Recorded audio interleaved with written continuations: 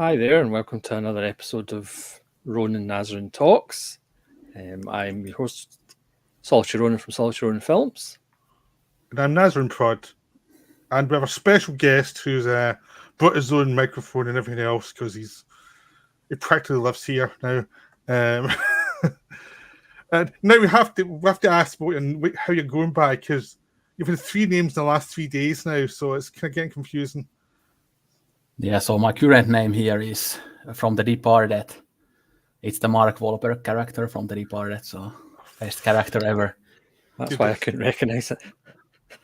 Yeah.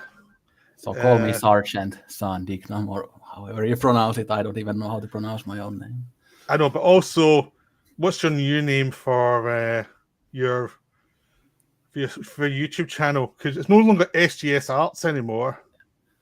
Yeah, it's now Vulgarian Troglodyte. Yeah. Yes.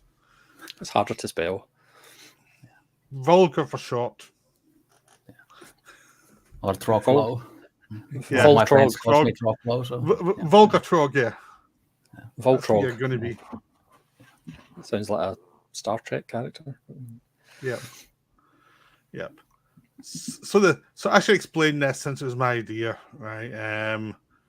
So instead, what we're going to do is it's underrated film Deathmatch, which is the idea is it's underrated films because we're not trying to cover films that are well known, or these are films that you might have seen, you might not have seen. And the truth is, we haven't seen each other's films we're recommending. We have to pitch them to everyone else and say this is why they're great, and then we do the Deathmatch.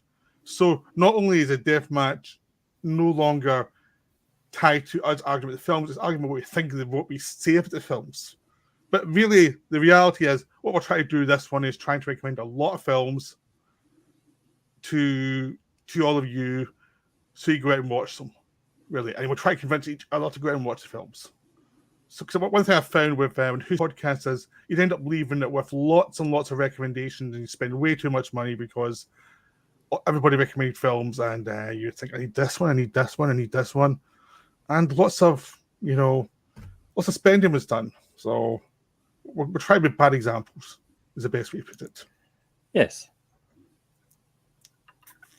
So you're in charge of the brackets.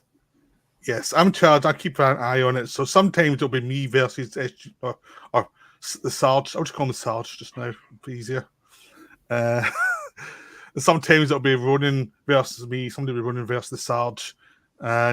But first of all, because there's 3 of us and there's 16 spaces, we had 1 space extra, so we each nominated 1 film to go into that 16 spots. We first have to. This is a good way to get used to the actual format by suggesting what our recommendation is for the nomination for the final slot. So Solitary's got the Ballad of Gregorio Cortez, because he only sent 6, so I just chose whatever one was last for this slot.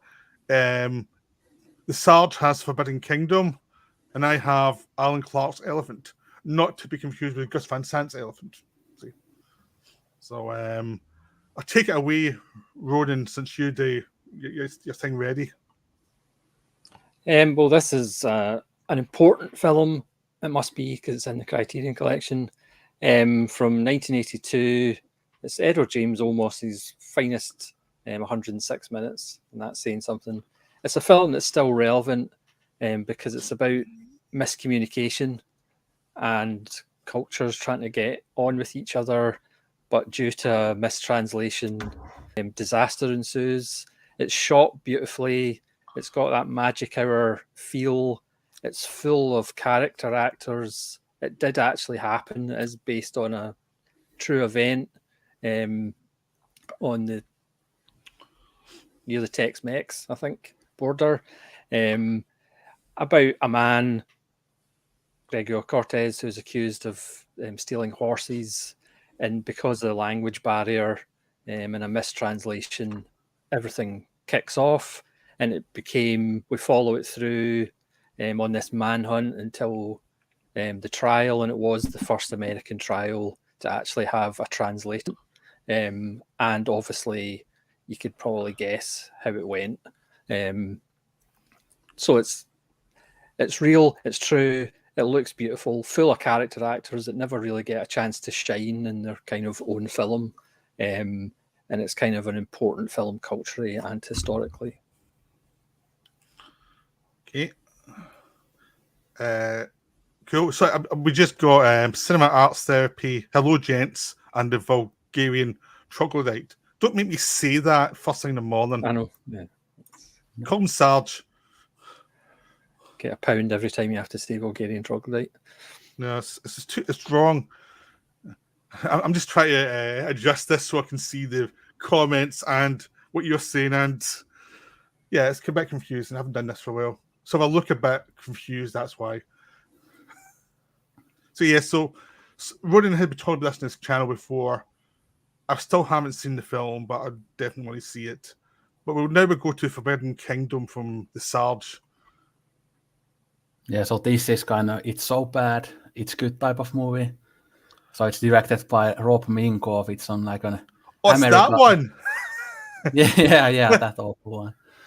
Yeah, so it's an American martial arts film set in ancient China. It's starring Jet Li and Jackie Chan, and they have like a huge 10-minute long fight with great choreography. So that's that should be enough to recommend the film already, that Jet Li and Jackie Chan fight each other. And it has this kind of white savior narrative. So this geeky American teenager gets teleported from New York to ancient China, and he has to save the world from this evil emperor and like release the Monkey King, who has been the prisoner of the like evil emperor for like hundreds of years or something. And so it's the stupid film that it has that American white savior thing, but you can't help but love the film. Again, all the characters speak English as well, even though it's in China. So it's like really awful movie when you think about it critically, but like really fun action scenes and everything. So I've always loved this film. I remember I watched it on my like maybe 11th or 12th birthday for the first time, and then I've watched it many times since. Yeah. Not my monkey is what I was thinking there. Like, I'm a purist for the old Monkey show. I think Ronan agrees with me in that one. Yeah. Yeah. So my nomination is Alan Clarke's Elephant, which is it's about Northern Ireland, and it's just like a series of murders take place through Northern Ireland, and that's all it is murders. You go from one person to the next, and each shot connects to the next one, and so whoever you see one goes to the next one, and it just amplifies, or it's just a series of murders basically, and it amplifies the idea that all these long takes is that the killing in Ireland makes no sense. It's a senseless thing, and the people who watched the film couldn't understand that the whole idea was, this is senseless, this is stupid. They thought the film was stupid rather than, no, it's just going from one murder to the other. It's all linked, and it's all just a mess. It's just a series of murders that are, you don't understand why the murders are happening. They're all kind of connected, but they take away all the connections, so you don't understand any of the connections. Have I explained it properly? Because I think I got confused halfway through what I was talking about. Yeah, because you don't know what side's what, who's killing who. And on the disc, because I did a double take of Elephant and Elephant, but on the disc there's a archive news program where people complaining about it, and of course they're all going, this film's pointless. And of course that's kind of the point. You don't know who's what side and who's, what the motives are and whatever. It is literally just people killing people for no reason. Yes. So sorry. Yeah, I've only seen this Elephant, but I haven't seen the Gus Van Sant version, but I like this one. Yeah, I mean, it's I put it on because it's like to show off my Alan Clarke series on my channel, and B, it's a great film, but I've talked about it, so I thought I'd just do it as the extra one because it's just an excuse to talk about it again, really. So we now have to nominate which one we go for, really. Which one do we think deserves to go into the final 16?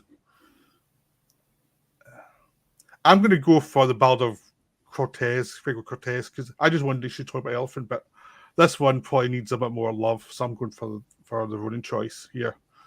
Yeah, I'm gonna vote for that one too, as I've wanted to see it for a few years now, and it would be nice to hear more about it. So, yeah.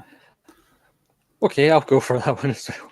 I mean, I was going to say Elephant as well, because obviously Alan Clarke is extremely underseen and underrated. Yes. But there's perhaps not as much to talk about, because I think we've just talked about it. Right, just give me a second here. I've just got a message. And by the way, one disclaimer to the beginning, what Nazarene said, that again, there are some films here that I have actually seen that you guys picked, but I can pretend to not have seen them or something. But there were a couple of them that I have seen. So yeah, I think that's fair. I don't think I've seen many of them. There's some in my backlog though, but I haven't got around to them. Yeah, my choices were so random that, again, I'm sure that you guys hadn't seen them, and I checked on Letterboxd also that you hadn't rated them. So, yeah. I've just been corrected by my sister. Tell me I made a mistake in something. That's what sisters are for. Yep. Yes. So the Ballad of Gregorio Cortez. Yeah.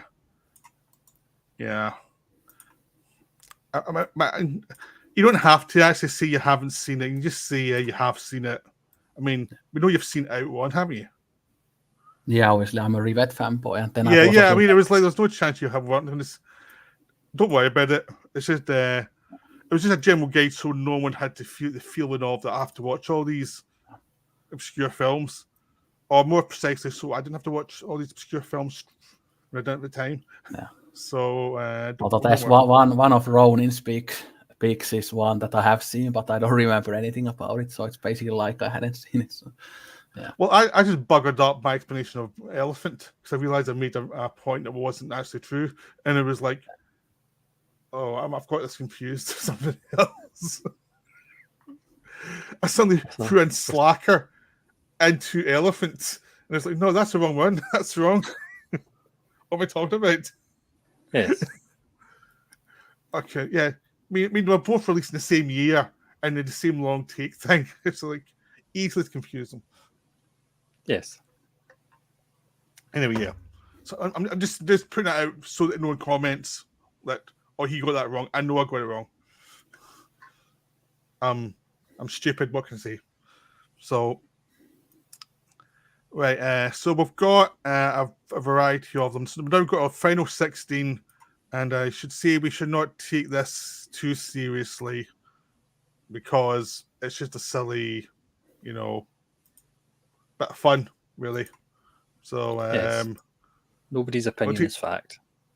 This is just so that we can point out how good these films are. So we've got the Wayward Cloud versus the Elephant Standing Still as the first choice. Do you want to go first? Oh, shut up, you. Of course, you had to have in disc for my choice. I haven't seen it yet. Oh, right. Yeah, I have seen both of these. One of them is my pick, but I've also seen Nazarene's pick. So. Right, so I'll let you go Wayward Cloud first. Yeah, okay. So this is from the Taiwanese director Chai Ming Liang. I know you guys have seen Goodbye Dragon Inn, so it's that director. Yes. And I've seen I think 9 films from this director, and this is actually my favorite one. I remember last time I was on the Ronnie Nazarene, I also talked about it when we did the year wrap-up thing around Christmas. But this is a pretty crazy film. It's set in Taipei, and there is a water shortage, so people get kind of obsessed about watermelons, and everybody's buying watermelons. And then the characters even have sex where the watermelons play a part, and they shoot porn as well. So some of the characters are porn actors, and then there are these random musical numbers here. So it's kind of a musical as well, even though Chai Ming Liang's normal style is that characters don't say anything, and his films are almost like silent films, and he's one of those directors who kind of rather shows than tells you anything. Yes. And it has that kind of slow pace, as he's a slow cinema director, so there are these very long scenes where not much happens. But even though it has that kind of craziness to it, it's actually a very deep film. It's all about kind of modern day alienation when you are trying to find meaning and human connection, and you try to find happiness. But as we are people, we often try to find that happiness through like weird means, like again, shooting porn or having sex with watermelons or stuff like that, because people are so weird. Yeah, So he's not saying that about us on this podcast, just in case you're. yeah, no. Yeah, I mean, we are all like utter nut jobs, but we are that not nutty in the end. We hope. Yeah. But yeah, Chimingly Young also has like a great visual style. The camera doesn't move that much. It's all methodical. We have lots of long takes, and this has some of his regular actors as well, and Chimingly a wider appeal. And then this film, I think, is fairly underrated in his own filmography as well, because people know him more for like Goodbye Dragonin, Rebels of the Neon God, and What Time Is It There, for example. And I love all of those films as well, but this is just something that I loved more, as it has that kind of craziness and weirdness that I tend to love in films. Give me a second here. I need to check something. The same with TroubleStream to YouTube, but I need to check and see we're okay on YouTube. Hold on a minute. What are you doing here? Bloody hell.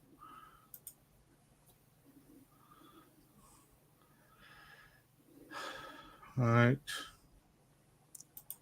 So it's saying we're live, so yeah, we actually are live. I feel live. Yeah, so you're live. Yeah, I don't know what had happened. It says there was a problem. It says you're live. Don't know if there was an issue. Let's wondering what happened there. So, but we continue. Hopefully, we haven't lost anything. Maybe it was a pause or something. The signal wasn't going through. I don't know. I just noticed it there a minute ago while you were talking, SJS or Sarge. But hopefully it wasn't too long.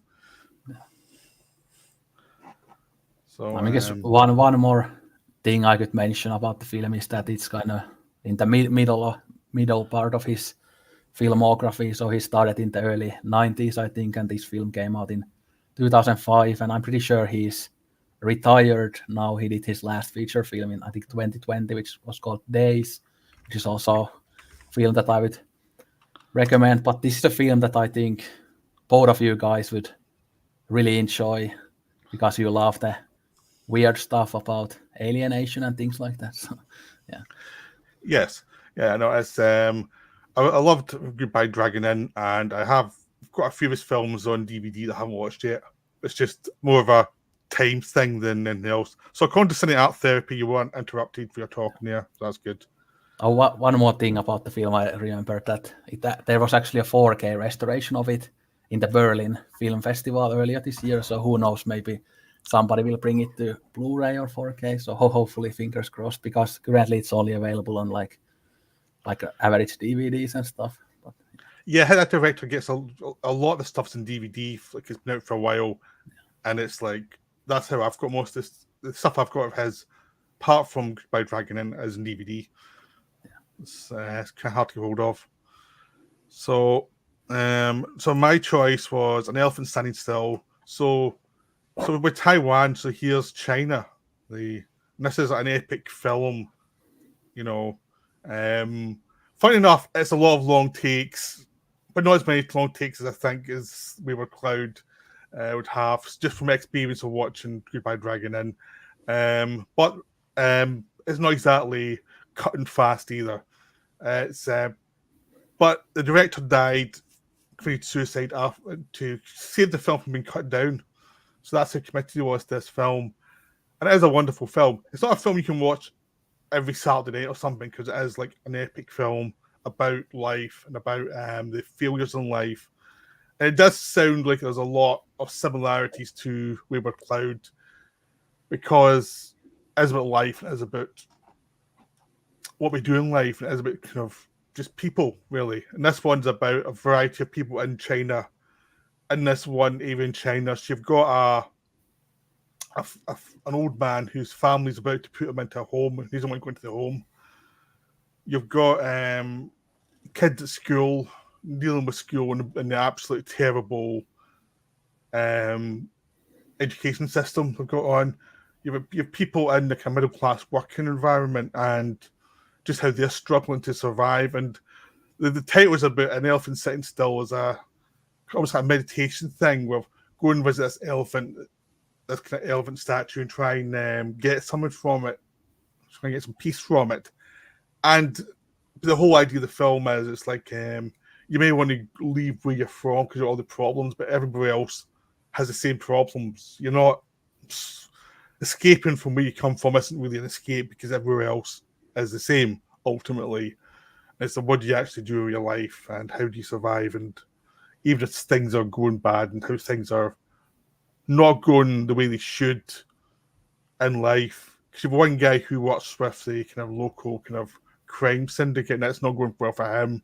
You have other people who are working with just the normal 9-to-5 jobs. It's not working well for them. It's not working well for anybody, and it's just like the difficulties of life. Ultimately, and the whole thing is it's an epic thing about modern China. So instead of saying, oh, China's all about communist parties, this is just like, China's just China. It's got the same problems everywhere else, you know.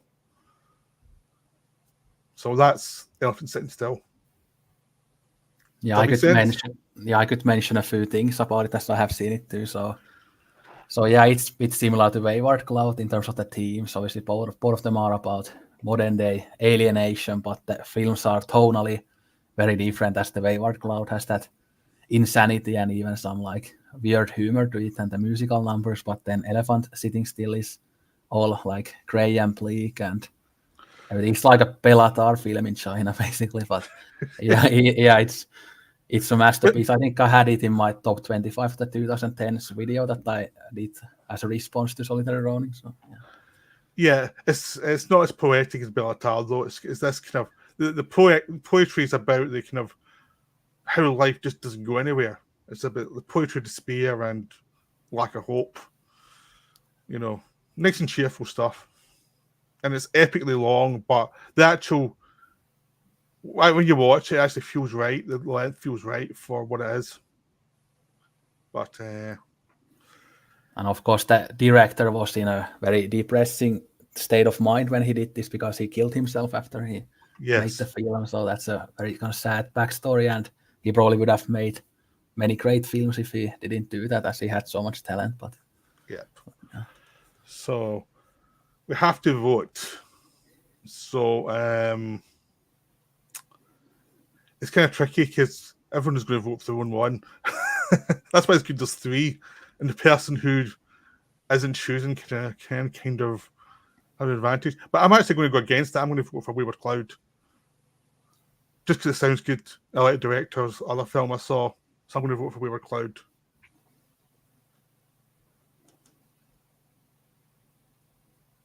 I let Ronin decide, so because I love both of the films. So. Yeah, well, this is actually tough if they sound similar, even though one's more watermelon heavy. I'm in the minority and I'll probably get abuse, but I just liked Goodbye Dragon Inn. I didn't love it. I know that's sacrilege for seemingly everybody. But I might have to go with Elephant Sitting Still. I'd like to see both, but I'm going to go with Elephant Sitting Still only because I actually have it so I can watch it quicker. So it's 1-1 now. So it's really the sergeant has to decide. Well, we'll go with Elephant. So yeah. Elephant, right? Yeah, not the Alan Clarke elephant, but this elephant. So, yeah. Right. Yep. More elephants. Yeah, I got one of my elephants through. That's good. Yes. As long as you get one elephant through, that's yeah. Out of 6 elephants, I've got one. Yeah. Okay. So we'll go down to Haru versus. We'll go down one side. For some reason, entertainment and art house in this thing. I don't know why, because that's not going to do anything. It's just yeah, it was. I just realised I was like, what's this doing here? It's weird. Right. And these things keep on falling out. Right. So we'll go down, we'll go side 1 and side 2. It'll be easier. So Haru versus Men with Guns. So Haru was my choice. No, well, I can go first. So, yeah. So Haru is a film that I'm not sure whether it's available on physical media, but it's on YouTube with English subtitles if people want to watch it. But it's a mid-90s Japanese film, and it's about people like us who talk about films online. Obviously, as it is from the mid-90s, like the computers are really old and ugly, and the internet is very different. And this might be hard to sell to solitary Ronin as it is a love story, and it doesn't have workers' unions or body horror or World War II in it. But anyway, it's basically like a typical Japanese slice of life film. It has that kind of hopeful side to it, that slight kind of melancholic side to it. Beautiful score, very similar score to like Kitano's Kikuchiro. And it's like very interestingly done. We see these people connect through the film forums and email, and then they have these kind of title cards where we see their messages in the forums. And sometimes those title cards are like on top of like a shot of the city, and sometimes they are just like blank backgrounds, like in a silent movie, and we see the messages there. But in the beginning, it's just this kind of film forum where many people talk, but then like two people start connecting more through the film forum, and then they start emailing to each other, and then they slowly become friends, and then they also kind of fall in love with each other. And then we all follow both of their like own lives when they're alone, and maybe they will meet in the end. I'm not gonna spoil it. But it's a really beautiful humanist film, and it also says a lot about internet and how people behave in the internet, even though it's kind of a very early example of that. But we see people like lying about their lives to make them seem cooler, like many people do online. And I think, for example, I can really relate to this film, as I've met lots of cool people on the internet that I've become friends and stuff. And I've done that like for a very long time. I even had like pen pals through the internet in like when I was a teenager and everything. So I can kind of really relate to that film. And it's like a slice of life love story, which is like my favorite type of movie. Yeah, cool friends allegedly. You know, just to put in context, we were allegedly cool. We're not actually. Remember the watermelon conversation from 10 minutes ago? Yeah. Like, so. Did any of them get disemboweled in the end? No, unfortunately. No. So Miki was not a second director. All right, okay. Well, that sounds interesting. But obviously I'm biased, and I'm going with Men with Guns from John Sayles. Don't worry, Sarge, this is pretty much all subtitled. So this is his follow-up to Lone Star, where he got success by having an Oscar nomination for his script. So obviously he then did a film that's 98% subtitled. Set in a unnamed Latin American country, it follows a privileged doctor in typical Sayles sense of humour. When we're introduced to the doctor, he's got his finger in the bottom of a general. And he has sent his student doctors out into the countryside. And again, he comes from a privileged background and he thinks he knows everything about his country. But he learns that the first one of his trainees was murdered. So he goes into the country to try and find any of his surviving trainees. It's essentially a road movie. It's one of the more beautiful Sayles films. You actually see countryside and stuff like that. And it's a road movie, and he meets these characters along the way. So he meets a disillusioned priest. He meets a young kid who's basically been orphaned. He meets a young woman who's been raped by various soldiers on either side. He meets pretty much a deserter from one of the guerrilla parties, and they all learn about each other. There's even Mandy Patinkin and his wife turns up as American tourists, because American tourists get everywhere, even in war-torn countries. And as he goes up through the countryside, up through the mountains, we meet different people. There's the rubber people that live off rubber, not actually made of rubber. The salt people, and then higher up into the mountains as he discovers more about the country that he thought he knew about because he's privileged, and then he realizes he knows nothing about the state of his country. It's just absolutely beautiful. Great performance by Mr. Luppi from Kronos and The Devil's Backbone.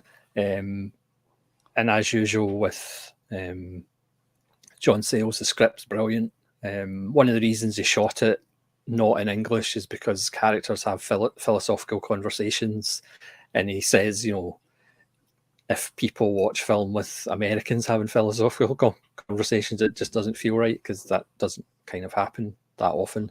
It's just another one of his underrated films that certainly deserves more than a Blu-ray, but it is actually available on Blu-ray. It's just phenomenal, but then again, as you all know, I am ridiculously biased.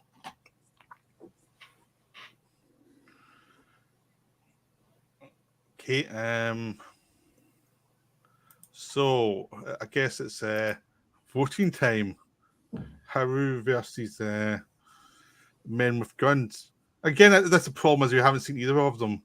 It's kind of hard to get an idea. You've got an idea what people said. It's like they both sound really good, and they both seem interesting to me in very different ways. So I'll let you two vote, then I'll try and decide. I'm the kind of outsider. Well, as interesting as Haru sounds, obviously I'm going to go my boy and vote for Men with Guns. Yeah, I've promised Ronin to get into John Sayles for years in the YouTube comment sections, and I've watched all of your sales videos and stuff, but I still haven't watched anything else than Mate One. But when it's a battle with like Japanese film against an American film, or at least American director, so yeah, I have to go with the Japanese film, so Haru. Yeah. Well, I'm going with Haru as well, just to break Ronin's heart to destroy his John Sayles thing. It's that petty. That's the only way I can decide is, can I be petty here? There's like, yes, I'll be petty. See, that's what Sayles is up against. It's got subtitles. It's not even in American. See what I did? See how I ruined him with that one thing? You're so wrong. You're so wrong. I'm going to hang up now. Should have left that one to the last. Yeah, but then we've got number 3, The Year of the Hare versus Mon Uncle Amerique. So you have a chance to redeem yourself. I've got no shame. I've got nothing to be ashamed about. Right. Is Year of the Hare Japanese? It's Finnish, so well, My American Uncle, or Mon Uncle Amerique, is a film that I've banged on about so much, and it still doesn't have a Blu-ray, which is surprising because quite a lot of films I've mentioned have had Blu-rays. It's Alain Resnais, one of his masterworks, one of Mike Hodges' favourite films. Mike Hodges introduced it on Channel 4, I think Film 4, and I absolutely adore it. It's a film for people who think they're unique, people who think they're special. I don't know whether as you grow older you appreciate it more, or whether a younger person won't appreciate it as much. It's about 3 people, Gerard Depardieu, Roger Pierre and Nicole Garcia, who are all going through similar things that everybody goes through: relationships, being passed over in their job, having their job change on them. So they're all going through stressful moments in their life. But we're introduced to a 4th person, a professor, played actually by a professor, a behavioural biologist, Henri Laborie, and he interjects with the stories of these three people about their behaviours, flight and fight, and things like that. And then later on in the film, there's a wonderful device that you're probably either going to love or hate. But I loved, if you get through the first kind of 10 minutes, which is laboury and lots of still photographs just going through biology and evolution and all that, you get into the nitty gritty. It's a funny film, might not sound it, but it's a funny film. It's a film you can relate to. And again, you can show it to somebody who thinks they're the first person to ever go through these things, or they're unique and special, because they're not. We all go through the same kind of things. So it's a great film. It was, I think, number 2 in my favourite films of the 80s, made in 1980. And it's another Rennie masterpiece as far as I'm concerned. I have one question. What we are unique and special? Sorry? What we are unique and special? I mean, we're film fans. We're film fans, we're unique and special. You're all just like grains of sand in a massive desert. You're as important as a blade of grass. Is Godzilla special? It might be special, but he still goes through being passed over for his job. There was that time where he worked in an office and he didn't get the promotion. King Ghidorah got it, yeah, I know. All right, we'll go to the Sards now for Year to Hear. Yeah.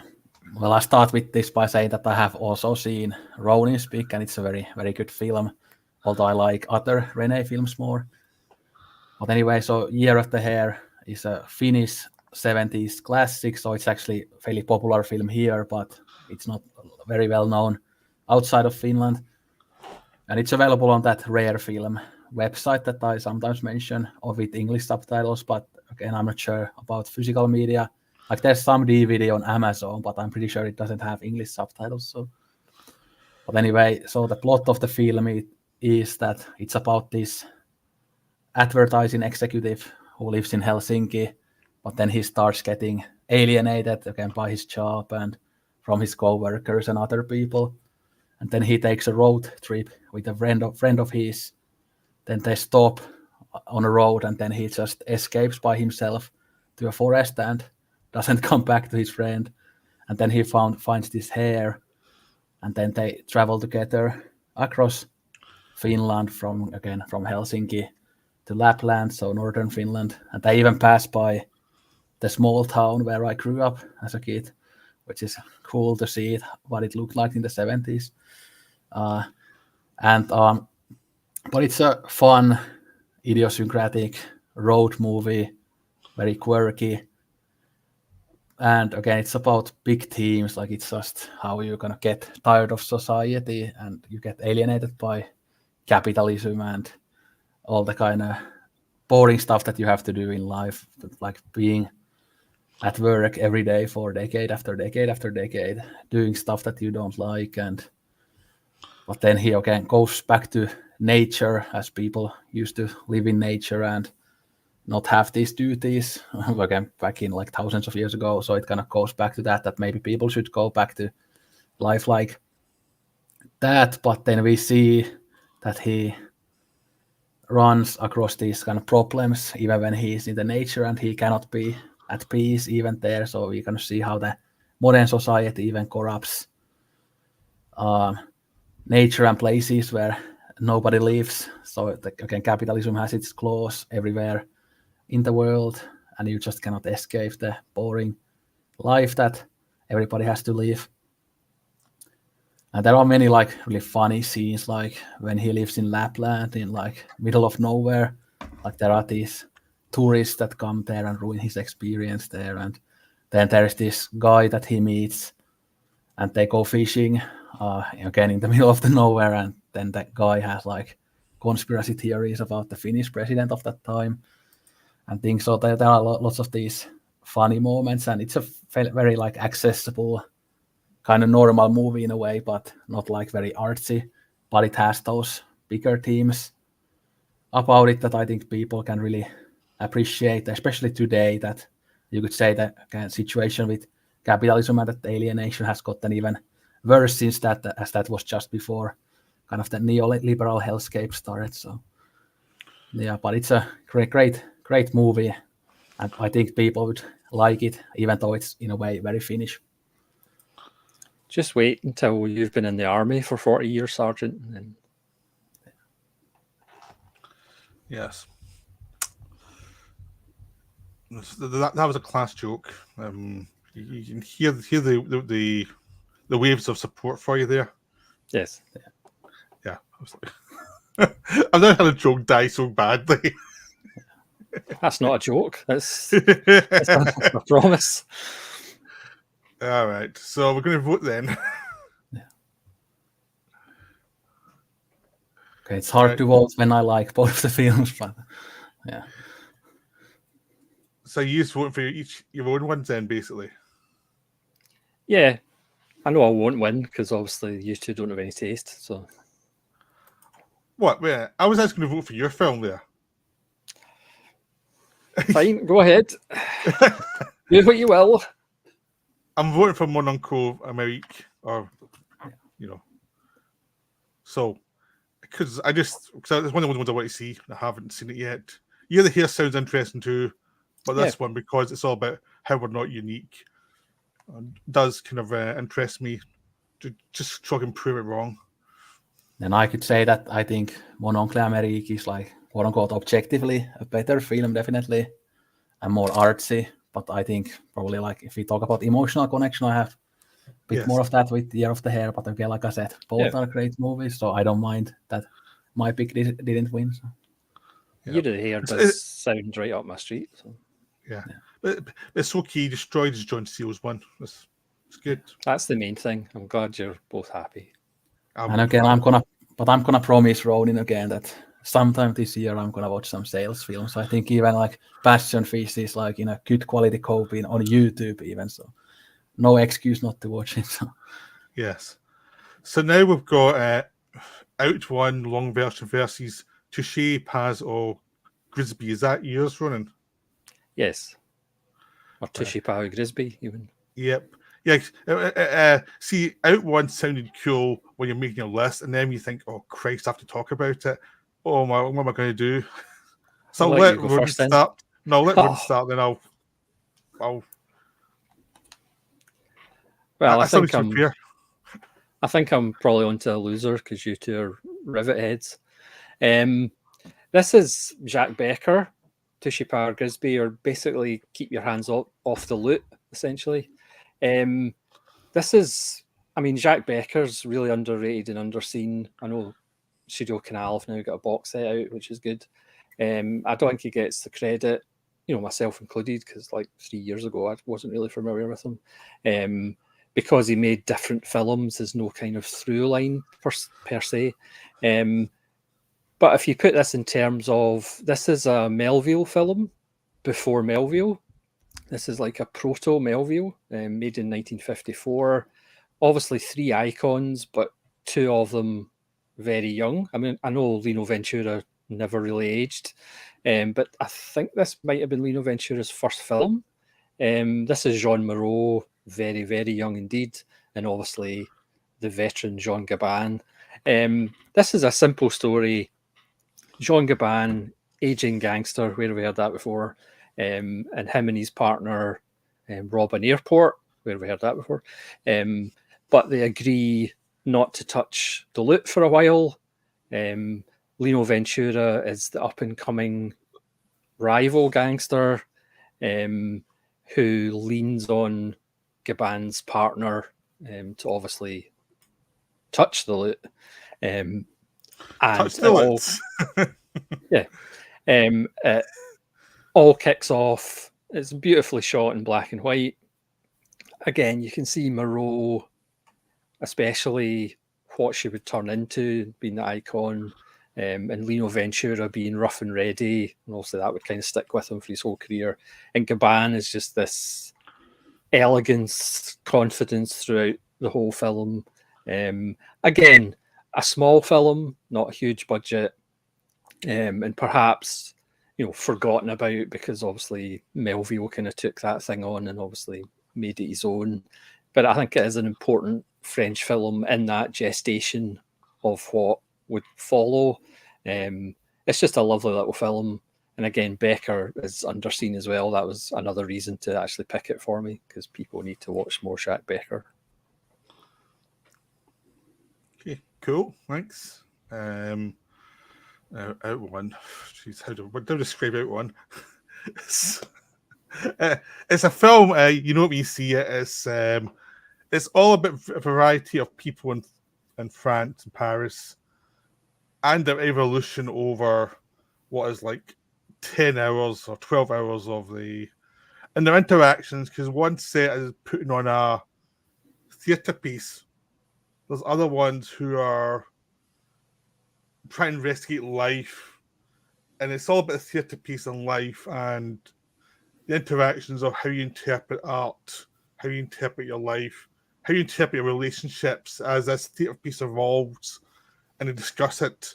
And it's how do you discuss things? It's like, what's the meaning of what you're passionate about, and the variations of what you're passionate about, and what it means to you.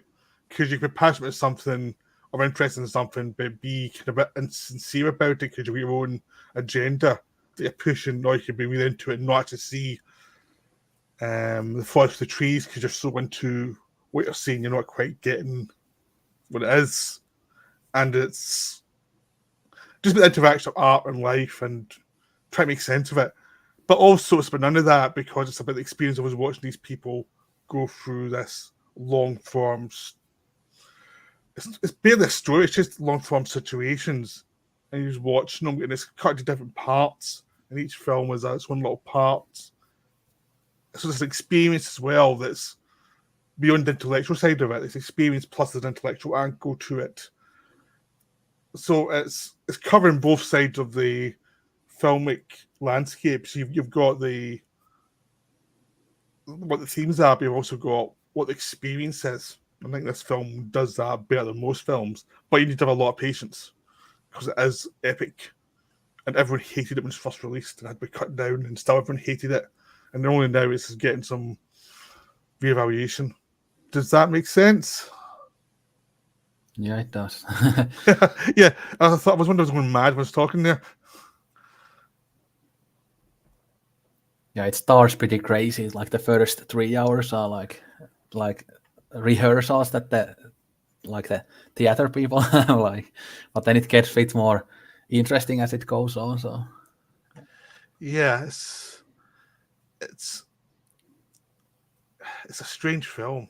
It's one I recommend watching, but you need to have patience for it. You need to really, because you become more addicted to as you get used to the style of it and used to the characters and what they're about. But it takes a while. It's almost like you have to spend the first few hours acclimatizing to what it is. Really listen to what they're saying more detail. Because it first starts off like it's like a jumble of things going on, and then you start to make sense of it all. That makes sense. yeah, and I think people shouldn't start with this one with Rivet. Maybe watch Celine and Julie go boating and I know, yeah. Series first or something. Yeah. Yeah. Yes. So that's so it's a voting time.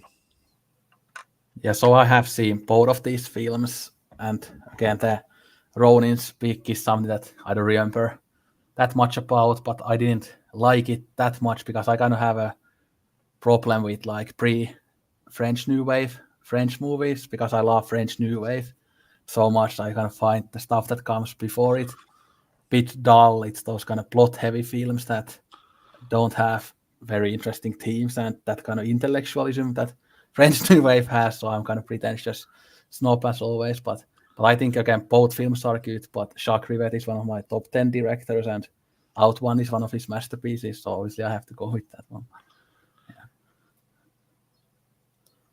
Yeah, I haven't seen this one, Ronin's one, but I've got quite a few Becker films to watch, or not Becker. There's quite a few that kind of French, kind of early 50s stuff I've got ready to watch. Just haven't quite got into the mood for it yet. But I'm piling them up, you know. Is it that Brisson film let through Becker film as well, or was it his film? Yeah, that's one that I really like. Yeah. Yes. So obviously I'm going for Out One as well because I love Out One, but it does take a while. Pretentious stuff wins against the crime stuff. Yeah, I was actually thinking last night that my favorite films list has like 360 films, and there is not a single heist film in there. So there's something about the heist genre that just doesn't do it for me. Even like Kubrick's The Killing or Rififi. I mean, to be fair, you don't actually see the heist in Touchez Pas Au Grisbi. Yeah. It's all afterwards. Yeah. Need to rewatch it. Maybe I like it more now. You probably will. Yeah, but you never know. So yeah. I mean, that was the thing. Is like I wasn't sure who to put against Out One for this version because I thought because me and Sarge are both really into this. It's kind of like. Yeah, I mean, I haven't seen it. I'm not a revet head of what I've seen. Again, I liked The Nun. I didn't love The Nun. It's way down in my favourite Nun films. And because I've got a tiny brain, I would go with Touchez Pas Au Grisbi.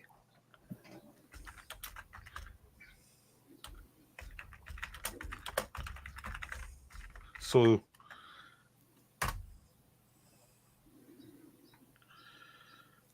crime can't be pretentious, and I say he can make it pretentious. I'm not going to fight that one though. Well, David Lynch films have lots of crime elements, and many people say that they are pretentious. Yeah, right. So now we've got into the actual weirdest one: Action Man Robot Attack versus the Bed Sitting Room. I think this is by far the weirdest. I don't think I'm going to get weirder than this. So I'll let you go to Action Man Robot Attack first. Yeah. So this is one joke pick that I had. So this is a 45-minute toy commercial film. So people might remember those toys, Action Man toys. I had them as a kid. Like, they are like almost like Barbie dolls, but kind of action type for men or boys, I guess. It was G.I. Joe in America. I think the Action Man was a version of the G.I. Joes, basically. For anyone watching from America, that's a Europe's version of it. Yeah. But as a kid, I was only into Action Man and not into G.I. Joe.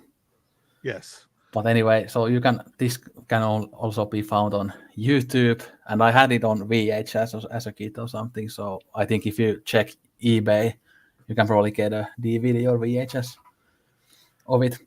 But it's a really stupid film. It's basically like, again, Action Man and the Action Force. So his two buddies go against Dr. Axe and No Face.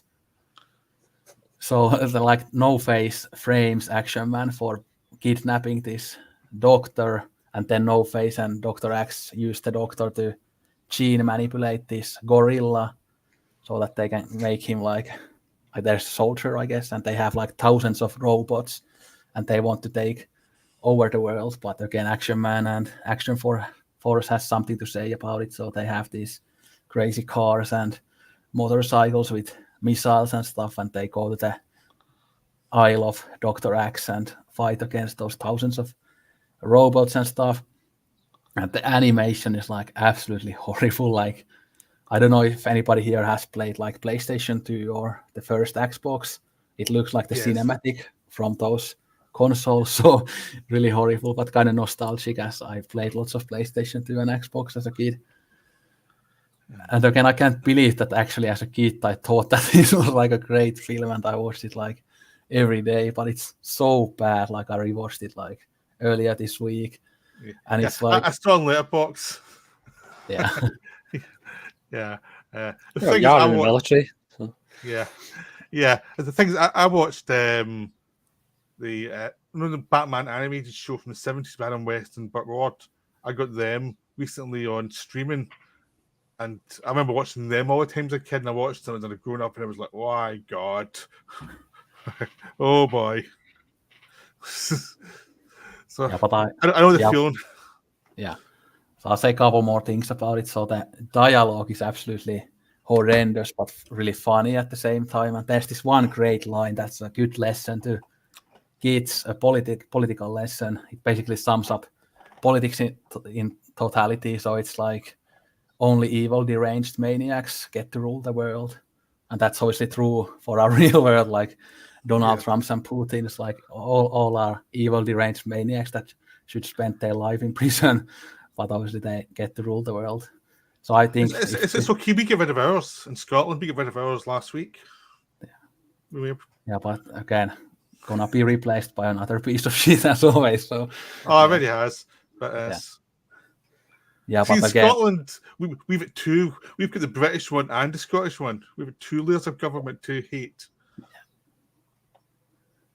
Yeah, but yeah, the film is really horrible, but so funny as well. And this is actually, I think, the third film in the series, but I've only seen this film. But again, it doesn't matter if you haven't seen the previous ones. You can get into this, and it has such a simple and cliche plot, so many stupid scenes. But I think Nazarene at least would really like this one. I think it would make a great video for his channel. So fuck you. I'm not doing that.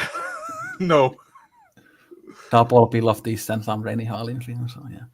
Hey, I've already reviewed a G.I. Joe film. I think I've done my job.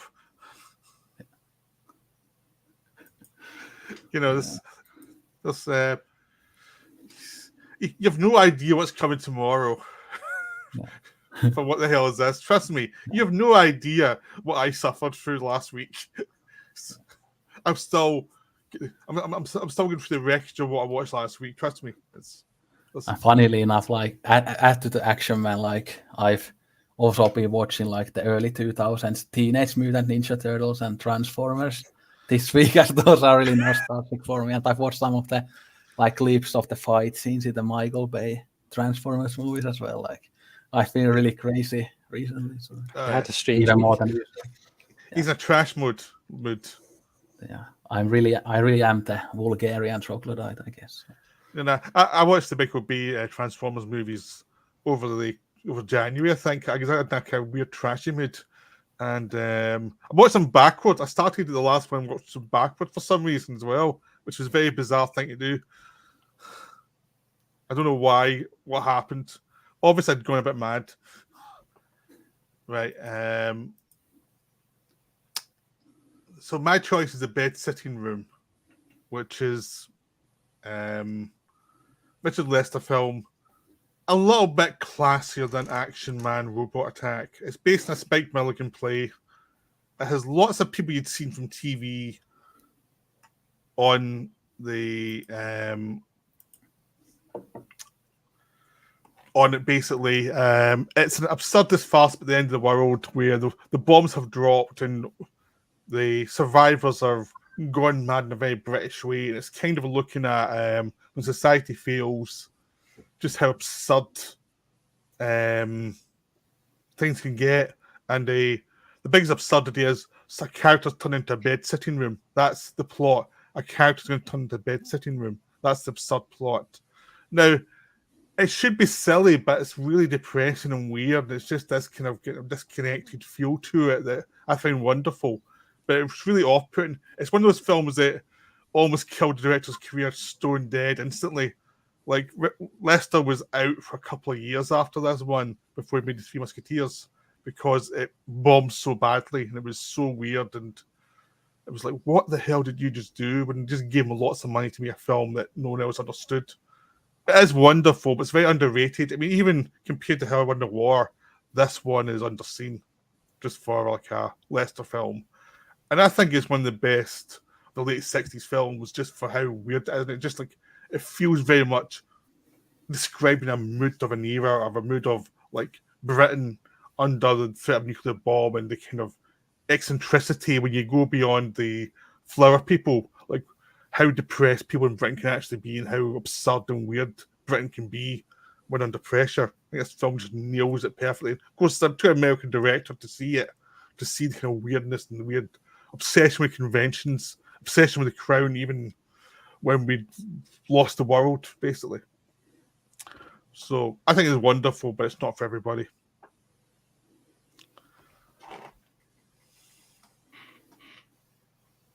Voting time. All right. Yeah, no, I was. So, have you seen the Bed Sitting Room, Sarge? No, I haven't seen it. Yeah. All right. Obviously, I'm voting for the bed sitting room. I'm going to vote for the bed sitting room because it's fantastic. I still prefer How I Won the War, but bed sitting room's still up there with top Leicester. Yeah, I think whoever's going against Action Man Robot Attack was going to win this one somehow. I thought that we would make it win for humor, but no. No offense to the No. military, because thanks for protecting our freedom, but bed sitting room. Yeah, The End of the World's better than Action Man. Yeah, how they figure out who's actually the queen now is hilarious. Yeah, it just tells us Ronan Paul secretly hated his Action Man when he was a kid. That's what it tells us. Did you torture them? I think one of them was missing an arm at one stage. Yeah. Yep, I figure. So now we have House of Tolerance versus the Ballad of Gregorio Cortez. Now we've already talked about Gregorio Cortez, so I just talk about House of Tolerance then. Yes. Yes. So this is something that was recommended to me by Dion Wynn, friend of the show. I'd never heard of it until we talked about it in the Touch of Film podcast. And I watched it, I loved it. It was just so wonderfully strange. It's about a prostitute house in the early part of the 20th century in Paris. And it starts off, it just shows the life, and it shows you the variations of people coming in and out of it, and what the clients want from them, and how they come together behind the scenes. But it's not sentimental. It's about this as a life that is not particularly good for you when you do it, but there's not many options for you as a young woman if you don't have qualifications or if your life's gone wrong. And it's how do they manipulate the men to get the need, but also keep the clientele happy and keep the lifestyle going, and the idea of how prostitutes can go up to become the madams and owners of the house at a certain point. And the idea of House of Tolerance is you have to tolerate the kind of darkness of some of the clientele and some of the kind of weirdness of them, and just the strangeness of men, because you're seeing it from the point of view of the women seeing the men. And it's a wonderful film, but I guess it's hard to explain in the sense of there's an atmosphere to it that makes it wonderful, and it makes it very non-judgmental. It's just that this is life, this is what people are like, and then they contrast that at the end with the way prostitution is now, when it's just on the streets, and because the houses have been taken away because of political reason, and now just women are on the street. And it hasn't solved the issue of what happened to these young women. It just means they don't no longer have a place to really make money, and probably make more money than they would on the streets. So that's House of Tolerance.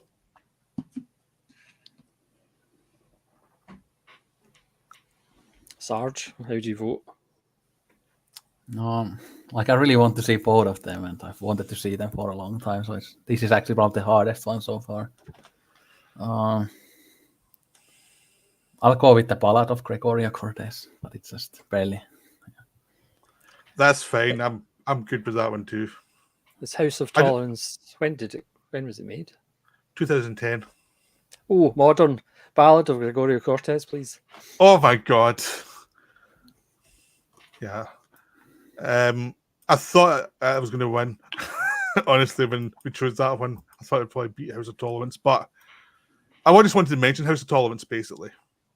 You know, I don't want That's what the show's about. To bring it up as like, because this is a really good film, it's worth seeing.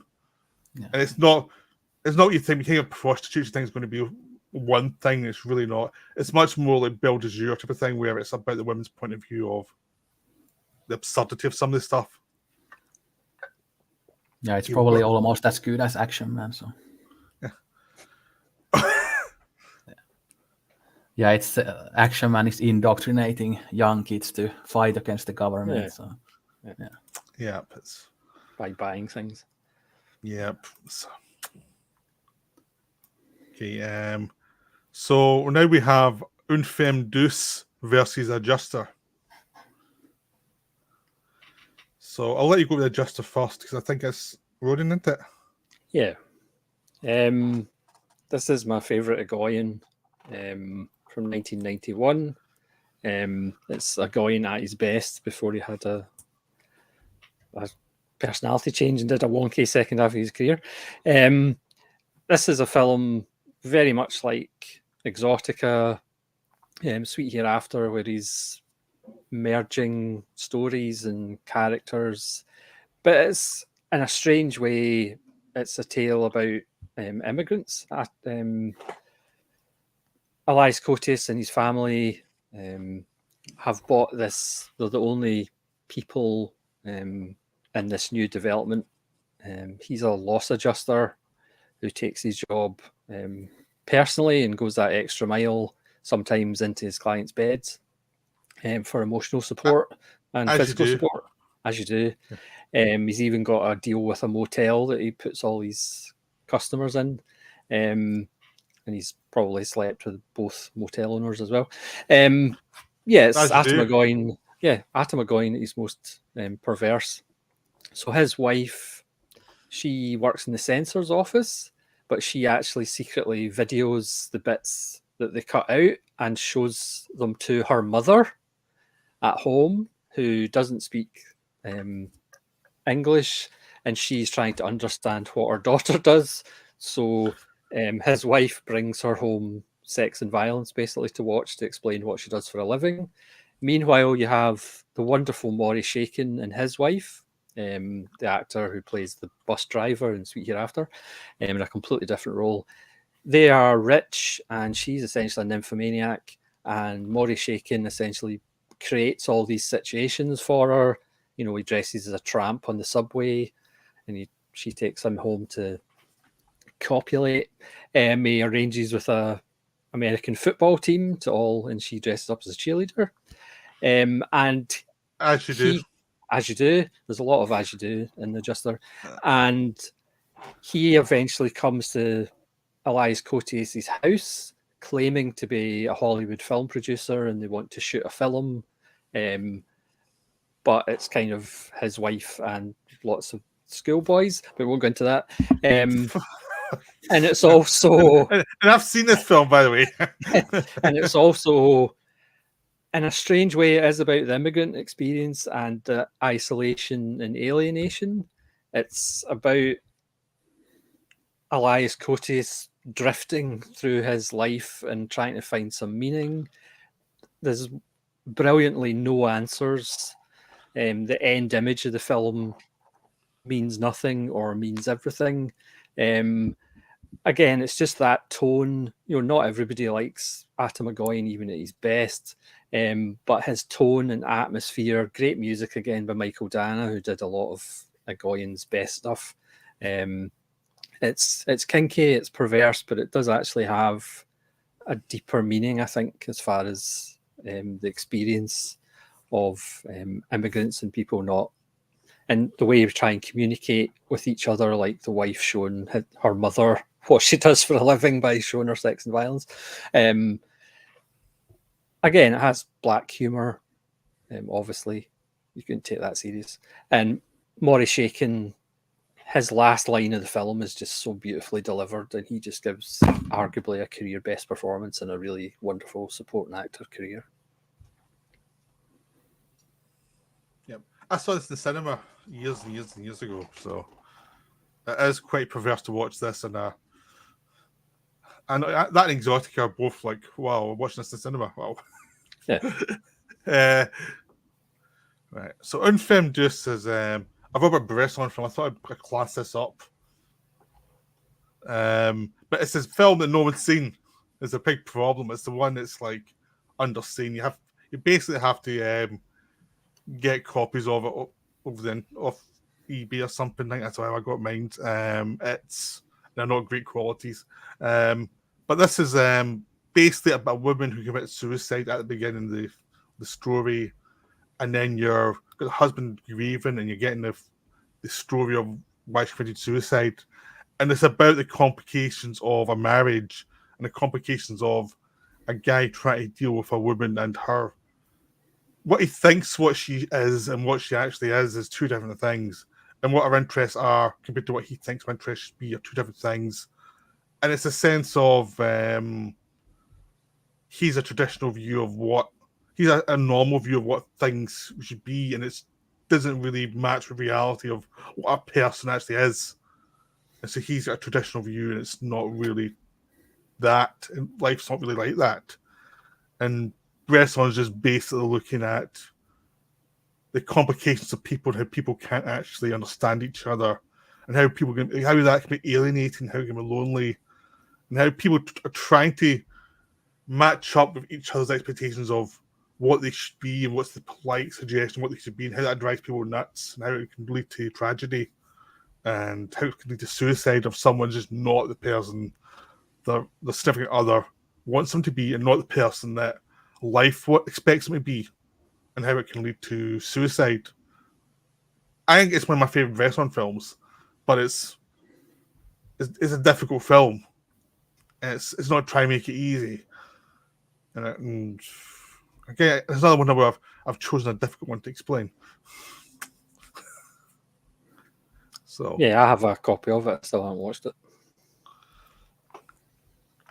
Yeah, so I haven't seen the Adjuster, but I've seen all of Bresson's work, and it's a really good Bresson film. But for underrated Bresson films, I would have probably gone with Four Nights of a Dreamer, that's from around the same time. I don't think it's underrated. I think it's brilliant. It's just like I view this Femme Douce as the one that's really hard for people to talk about. But yeah, I just got the Dostoevsky short story that it's based on. So yeah, yes, looking forward to reading it. Cool. So yeah, it's two stories that are would make people uncomfortable, really. And the Just a Random Femme Douce, I think it's one of those things. It's about men and women and make people uncomfortable because it's about the less polite side of things, less conventional side. Well, I'll go with the Bresson because I need to watch it. All right. Well, for me, it's actually hard, even though I have seen the Bresson, and Bresson is one of my top 10 directors. But The Adjuster has been a film that I've been really excited to watch, and everything that I've heard about it and read about it, it seems like a film that I will like a lot. And I have it on my Criterion channel watch list because I think it's currently on the Criterion channel, unless it has been taken off recently. But I mean, it's not. It's a film that's not for everybody, but then most films are not for everybody. Yes. And again, I'm a nut shop, so I would probably like it and relate to it. So. Yeah. I'll go with Bresson. All right. So obviously, I'm going with On Femme Douce because it's one of my favorite Bresson films. Well, I could go for either one, but as a Bresson fanboy, I will go with the Bresson, I guess. Yep. So now it's you two. It's Goyokin and Once a Moth. I don't know who chose which. I just put them down. Goyokin is mine. So. All right. And Once a Moth. Go for it, Sarge. Yeah, so this is a film that I think you guys would really love. So it's a samurai film from 1969. It's directed by Hideo Kosha. And I know you guys have seen, I think, some Hideo Kosha films because some of them have been released by Eureka and Criterion. But this one hasn't been released on Blu-ray yet, but I think you can find like at least used DVDs and stuff of it. But it's starring the great Tatsuya Nakadai as a samurai, and he was part of this clan, but then the clan does this like very atrocious thing, and then he kind of leaves the clan behind. And this is like 3 years after he had left the clan, but then he kind of gets like he has to deal with the clan again, and he actually starts fighting against them. And Tatsuya Nakadai, like the character, has lots of guilt from his past with that like horrible thing that the clan did and stuff. So he now wants to just live peacefully without violence, but then he has to resort to violence again because he has to deal with the clan. And yeah, so it's basically like this great samurai film which tackles like these fairly simple themes of like what is justice and duty and these kind of basic moral questions, but then it's also like a very action-packed movie. We have like great fight scenes, like again Tatsuya Nakadai is a complete badass here, so he's fighting alone against like many other samurai, and the action scenes are really gorgeous. And much of this film is shot in winter, so we have these beautiful snowy landscapes that really add to the atmosphere of the film. And the structure is pretty interesting, as we have lots of flashbacks again to the past when he was still part of the clan and stuff. But it's a really good, well shot, well written samurai film. And again, I know you guys like this type of film a lot, so I'm pretty sure that you would like it, as it has Tatsuya Nakara. It's by Hideo Kosha. It's a samurai film, and it's from the best decade of cinema, 1960s. Yeah, I have a few Goshas. I have found 2 sources of not official Japanese DVDs, which I ordered a bunch of. So that one's on the list to order again. Yeah. It's the same place I got the copy of In a Vivo by Kobayashi and Nakadai, which is fantastic. So Once a Moth is from the Philippines. It's one of the Filipino films that was deemed or thought to be lost. It's from 1976. And it's really about the relationship between the local Filipino people and the US Army base. But the director says it's not anti-American in any way, shape, or form. Did you do a video in this one? I did. Yes. As Sounds we know, familiar. America has military bases pretty much everywhere. So it's that love-hate relationship between, essentially, not necessarily an occupying force, but pretty much. The lead character is a woman who wants to go to America and get a better life. She's going to go and study nursing, but she has family ties that are linked to the military base. And again, some people live off the base, essentially, and other people don't want the base there. And it's about their family and what happens. So, for example, the local kids will go and get scrap metal from their firing range and stuff like that. So there's a dangerous line, and it's a symbiotic, but obviously sometimes parasitic relationship on either side. And then there's an event that happens that just blows the whole thing wide open, and we get to see from the American perspective of how they actually think about the local people, which, shocker, spoiler alert, isn't that much.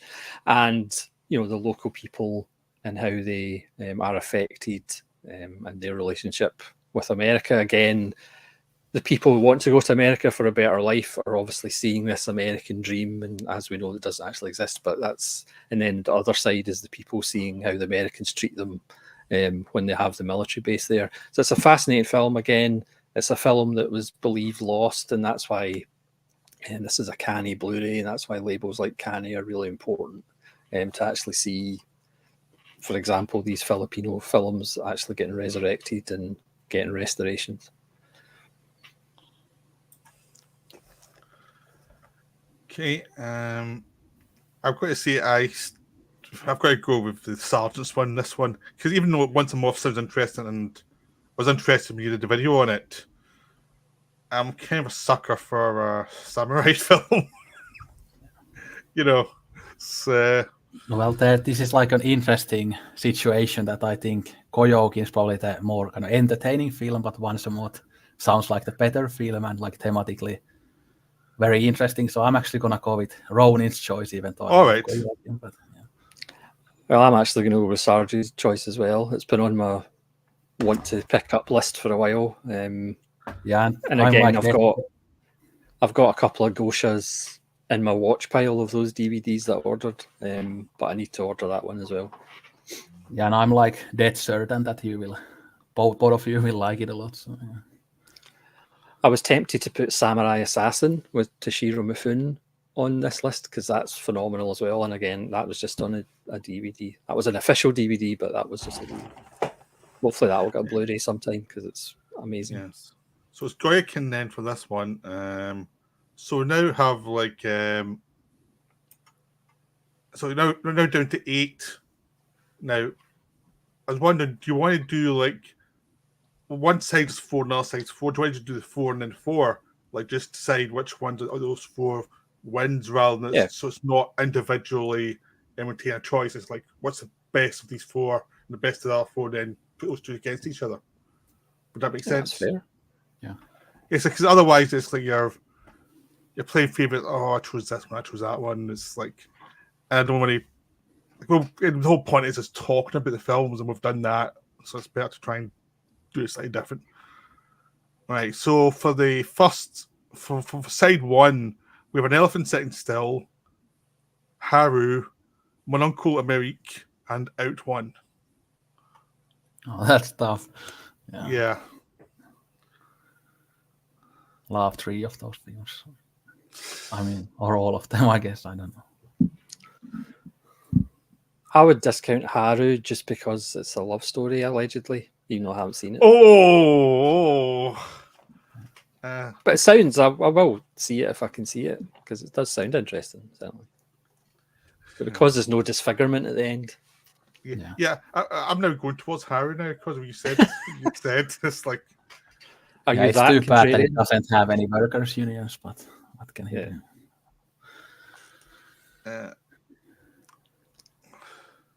So what was it again? Out One, Haru, Out Elephant One. Sitting Still, and Mon Uncle Amerique. Yep. I mean, they're all amazing films because I've seen all of them. So, yeah. Okay. Well, I'll go first, and then you two rivet heads can think about it. I'll go with Elephant Sitting Still because I want to see it and I've got it. So that's the one I was going to go for. Honestly, that's the one that it's like. Well, I was gonna go for either for that or Haru, but I'm gonna go for Elephant. So we are in agreement. Yeah. So Elephant Sitting Still. That was faster than we expected. I thought that was one of those ones I thought that would be out in the first round.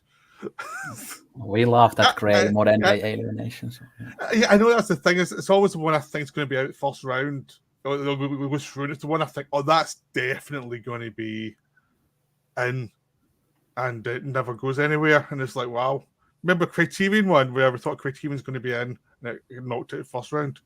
yeah, and Arrow ended up winning. Yeah, they wouldn't now though.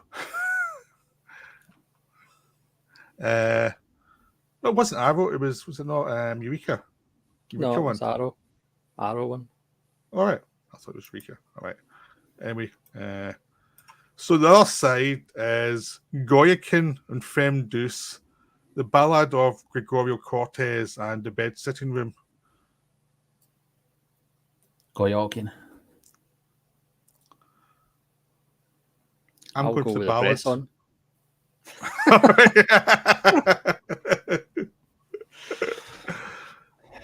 okay.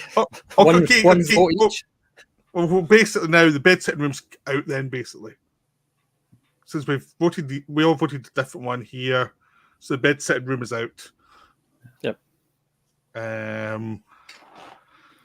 So does anyone want to change their vote? I mean, samurai stuff should always win. So, Right. Yeah, I mean, I haven't seen Goyokin, but I want to see it. I haven't seen the Bresson, but I want to see it. I have seen Ballad of Gregorio Cortez, and I do think it's important. Yeah, see, that's why I voted for this one, because I want to see that one, because I've seen in Femme Douce. It's one of my favourite films, but it's like, I'd rather see that one. It's an underrated. It seems more underrated than Femme Douce. But is it underrated if it's in Criterion? Even though every time I see Criterion halls, nobody buys it. I've never even seen anybody holding it up and going, "Oh, maybe I'll buy this." It's just never quoted. Yeah, but Goyokin is not on streaming. It's not on Blu-ray. Yeah, it's on Femme Douce. Well, I'll go Samurai as well. Oh, Samurai won. Oh, wow. Yeah, Japan is best country for cinema anyway. Best country for everything else too. So. Nakadai's rocketed up my board. So yeah, right. So we're definitely going for.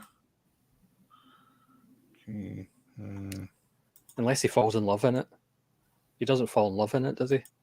No, well, there's this kind of a very dark love story. No, it's not like a big point in the film, though. So. All right, okay. It's really violent. Had me worried. So. It was like this is sacrilegious love. So we've got An Elephant Sitting Still versus Goyokin as the underrated film. So, I mean, An Elephant Sitting Still is more on DVD.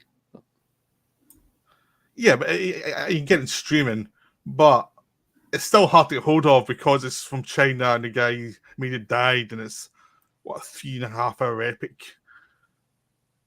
And Goyokin's a genre film that probably will get released eventually because it's a certain type of movie.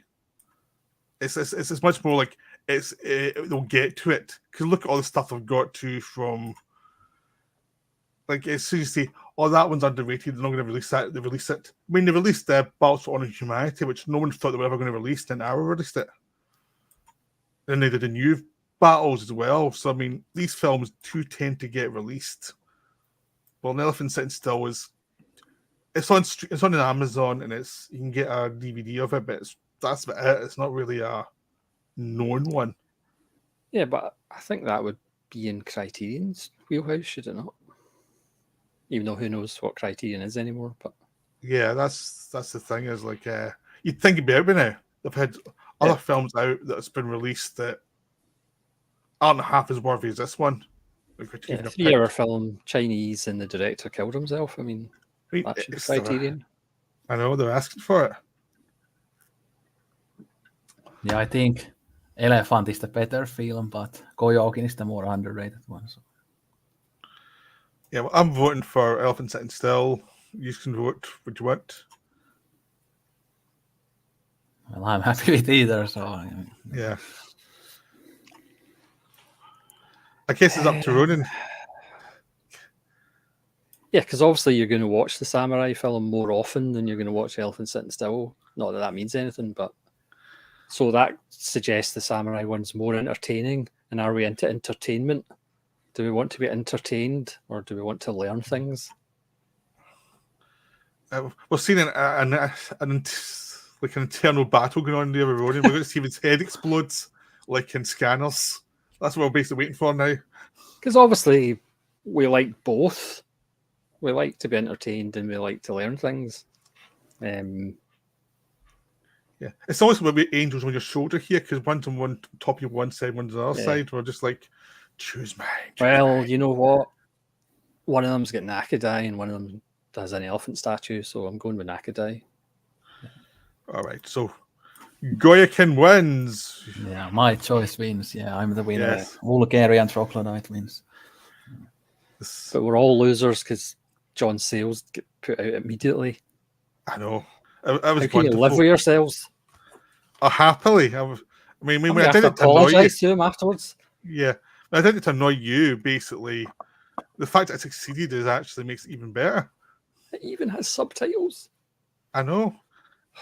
Hey, we voted for Mon Uncle Amerique. Hey, wait a minute.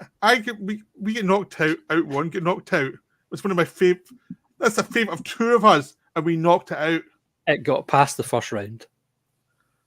Yeah, but it should have been an easy winner. Yeah.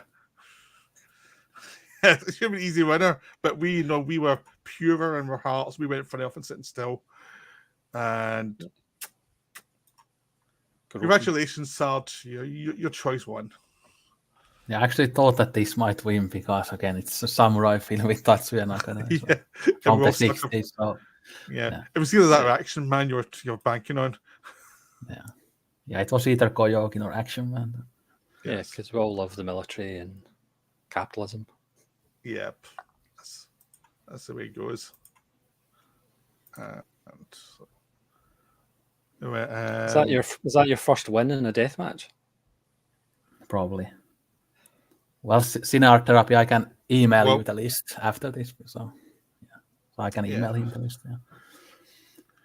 I can put it on the description what the list was quite easily. It's not. Yeah. Because I've only done a very basic list so far. Ronan, you saw it in my hall. You commented on it. Whoa. So what film was that? Gregorio Cortez, I think. Yeah. All right. At least somebody listens. Yeah. Don't spoil him by paying attention to him.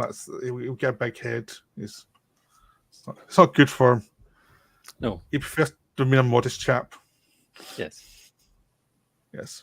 So the samurai film won. Right. My brain's just gone blank there. I was going to say something that just went completely out of my head. No. Oof. Yeah, unless you want to do an overrated death match just for punishment. Overrated, that'd be quite cool, actually. See, What is films the do most we... overrated film of all time? SJ could plug up a list right now for everyone straight away, and that'd be it. Yeah. Yeah. We wouldn't have to do anything. Just let SJS talk for 10 minutes and we've got it. It'd be the second Or Action Man film. Sarge. Yeah.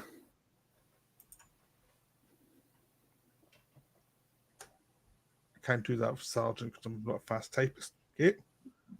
I watch Ronin with a notepad always. I can't do that with Sergeant because I'm not a fast typist. All right. I think he's criticizing there, Sergeant. I think you're getting some suggestion that you could be nicer to your viewers. Thanks for joining us during this death match. Yes. Yeah, I mentioned to him a couple of days ago on email that we are gonna do this. So he knew it beforehand. Yes, I mean, if you want to do your little tributes to Men with Guns in the chat, go for it. Someone will appreciate it. Yes. And Ronin has to do 10 super sales videos today. That's just to make up for this episode. No. He's going to go out and say, please watch this video, but they got it wrong. They threw out the best one in the first round. The swines. Yeah. Yes. We'll get the blame. We were told that, yeah. It's, the one I placed a bet on lost instantly. Well, hopefully with this exposure, even in a terrible circumstance, maybe Men with Guns will end up getting a Blu-ray as well. Got to keep this sales Blu-ray momentum going. Yeah, that was my fault. I forgot to do it. I was going to do it and I forgot. I was too busy watching trashy movies. Really. It's not my good excuse. I even made up the thing for the video. Thumbnail, and then forgot to advertise the thumbnail. I forgot to advertise it, and then I realized this morning that I forgot to advertise it. And it was like, that was not a good move. Yeah, I always do a video after the fact. I should probably do one before the fact, shouldn't I? Yeah, and then say it's going to start at 11, but the person running the video will definitely be late, so it'll probably be 5 or 10 past before we actually start, because he's hopeless at this kind of thing. Yes. Right. Well, thank you everyone for joining us. We hope you enjoyed this nonsense. Yep. And the Sergeant's now going to go off and do a victory lap. You know, that's victory lap by watching. Yeah. I can't believe you've got that Blu-ray. It's like, I know. It's like you have a shrine to it. Too bad the cover doesn't have Mark Wahlberg, so no Sean Dignam in the cover. I'm not in the cover. Yes, all right. Well, we better stop there, otherwise it will get worse. Trust me, it'll get so much worse if we let them continue with this down this line. So thank you for watching. We'll see you all later. Bye. Right.